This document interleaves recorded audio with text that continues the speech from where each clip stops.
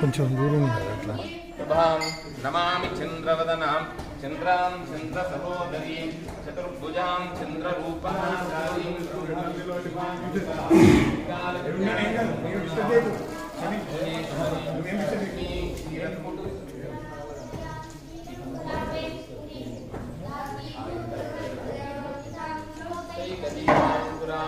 శ్రీమన్మందకటాక్షలబ్ధైవ బ్రహ్మేంద్ర గంగాధరాం వాం త్రైలోక్య కుంభినీం సరసిజాం వందే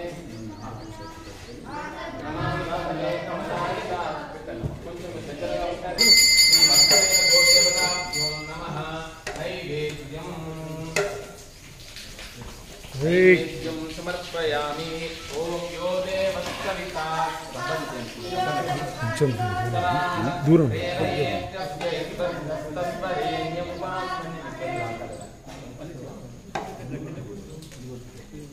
శివుని కాశీలో శివుని ముగించుకుంటే మన చేతి రాత్రులు మాత్రమే కదా, గో నాలుగు రాత్రి కూడా అట్లా విశేషం. ఓం యో దేవస్సవితాస్మాకం యో ధర్మాదిగోచరా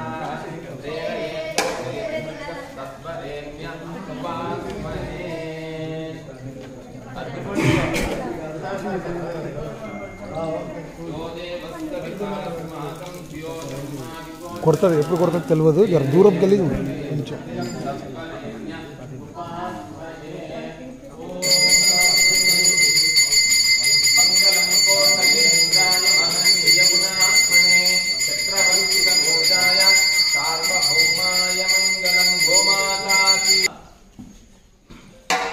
ధర్మో రక్షతి రక్షితః, గావో రక్షంతి రక్షితాః, వేదో రక్షతి రక్షితః అన్నది భారతదేశం. నా దేశం భగవద్గీత, నా దేశం అగ్నిపునీత సీత, నా దేశం కరుణాంతరంగా, నా దేశం సంస్కార గంగా. నా దేశం భగవద్గీత, నా దేశం అగ్నిపునీత సీత, నా దేశం కరుణాంతరంగా, నా దేశం సంస్కార గంగా. అందుకనే సీతమ్మ మాయమ్మ. సీతమ్మ మనకు తల్లి లాంటిది. రాముడు మాతారామో పితా రామచంద్ర, రాముడు తండ్రి లాంటి వాడు. కావున మన భారతదేశంలో గో సంరక్షణ జరగాలి, ధర్మ సంరక్షణ జరగాలి. రాముడు రాజ్యాన్ని పరిపాలించాడని చెప్పలే, రాముడు రాజ్యాన్ని ఉపాసించాడని చెప్పాడు. ఉపాసం అంటే ప్రజలకు దగ్గరగా ఉన్నాడు, ఎప్పుడు కూడా ప్రజలను పరిపాలించాడని చెప్పలే. అలాంటి రామరాజ్యం రావాలని, ఆ రామరాజ్యం యొక్క అనుగ్రహం అందరికీ ఉండాలని కోరుతూ గోమాతాకి జై.